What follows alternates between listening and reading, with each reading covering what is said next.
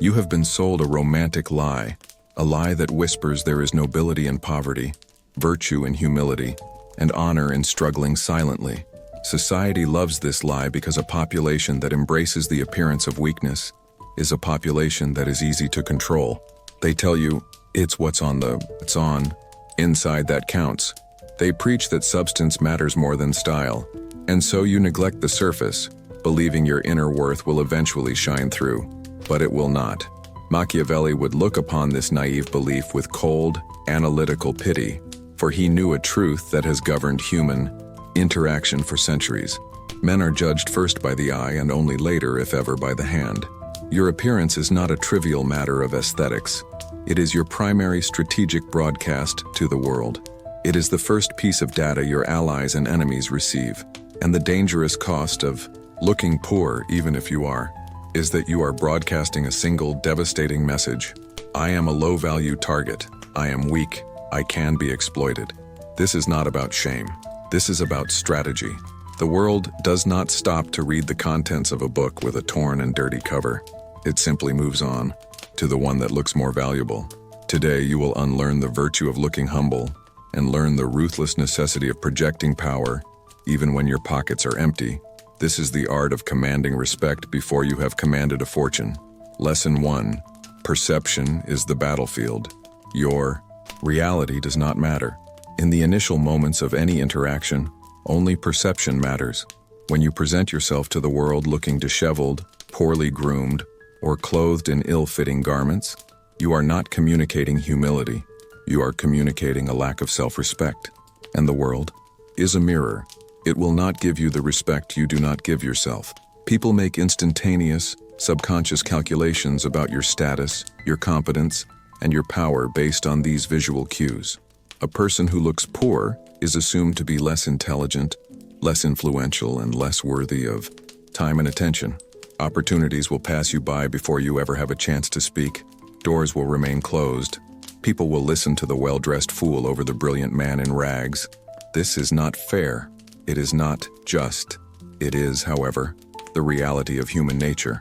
As Machiavelli noted, a prince who appears weak invites invasion. An individual who appears poor invites disrespect and dismissal. You are at war, whether you know it or not. A war for resources, for status, for opportunity. And your appearance is your uniform. Showing up to this war in the uniform of the defeated is strategic suicide. Lesson 2. The invitation to predation. Weakness in nature attracts predators. The same is true in the human world. Looking poor is the equivalent of bleeding in shark-infested waters. It signals to manipulators, to users, to the casually cruel that you are a safe target.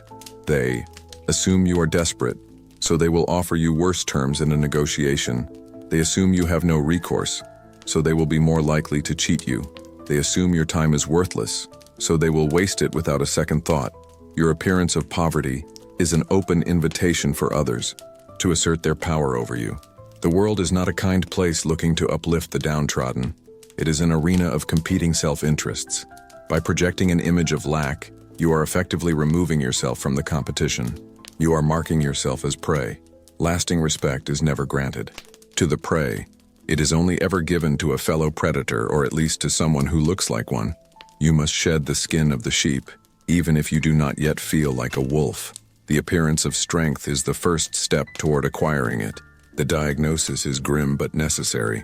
You now understand that looking poor is a strategic vulnerability that invites disrespect and predation. The solution, however, is not to chase wealth you do not have. The solution is to architect an image of value using resources that are entirely within your control. This chapter is about building the facade, not a false one, but a strategic one. It is about mastering the art of perceived power.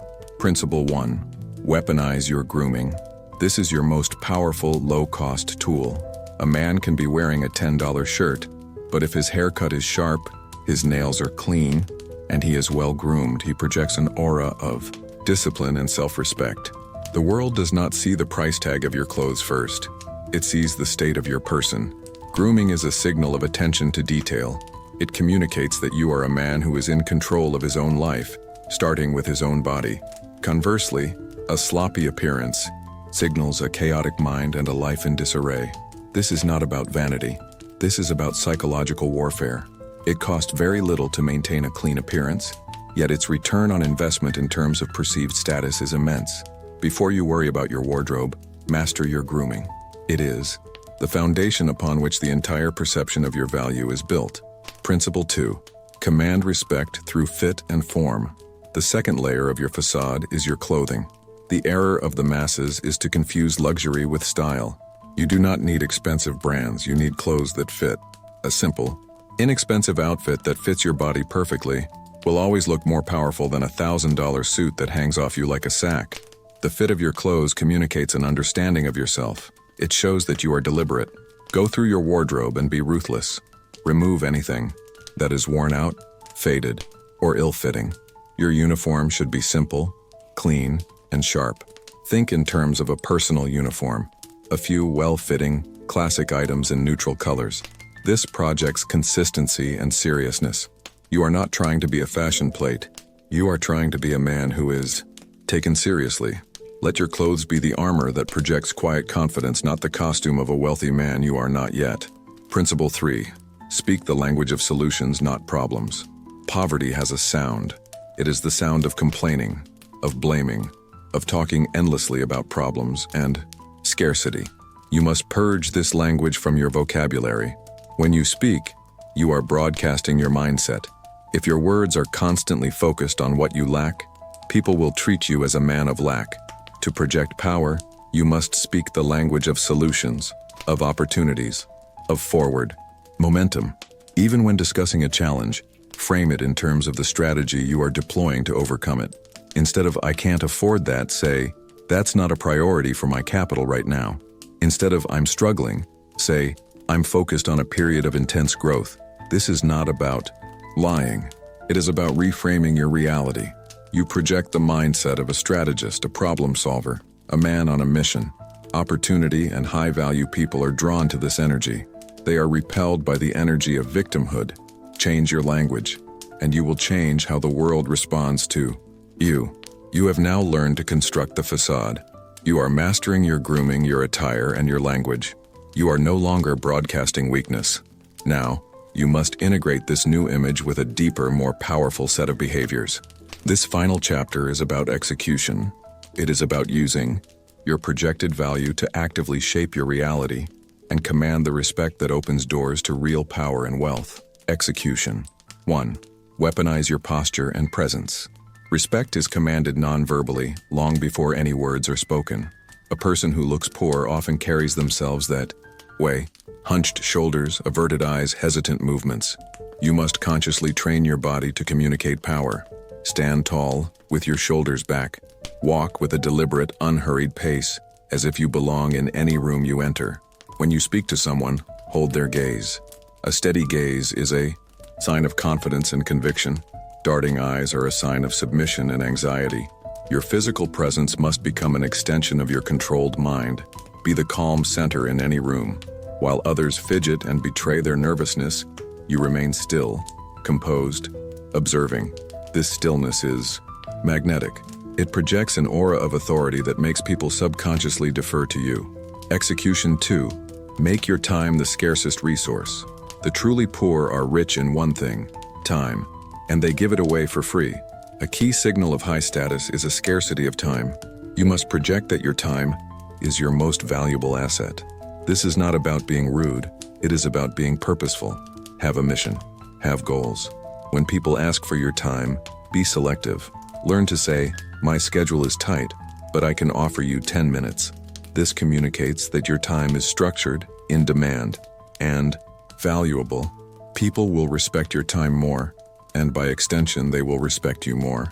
They will come to you more prepared, and will not waste the precious moments you grant them. An individual whose time is easily obtained is an individual whose value is perceived as low. Guard your time like a fortress, and people will assume you are guarding a kingdom. The final state, projecting your future self. This entire strategy is not about faking it till you make it. That is a phrase for amateurs. This is about a more powerful Machiavellian concept. You must become the man you intend to be, starting with his appearance and his habits. You are not pretending. You are projecting your future, more powerful self into the present moment. You dress, speak, and act not as the man you are today, but as the man you are ruthlessly determined to become. This creates a powerful psychological feedback loop. As the world begins to respond to your projected image of power and competence, it will present you with opportunities that match that image. These opportunities, in turn, will allow you to build the real wealth and status that make the projection a reality. You are not deceiving the world. You are aligning your outer reality with your inner ambition. The dangerous cost of looking poor is a tax on your potential, a self-imposed sentence of mediocrity. You now have the tools to stop paying it. This is not about wealth, it is about the power that precedes wealth, the respect that unlocks doors, the perception that shapes your destiny. Stop looking poor. Start looking like the man you were always meant to become.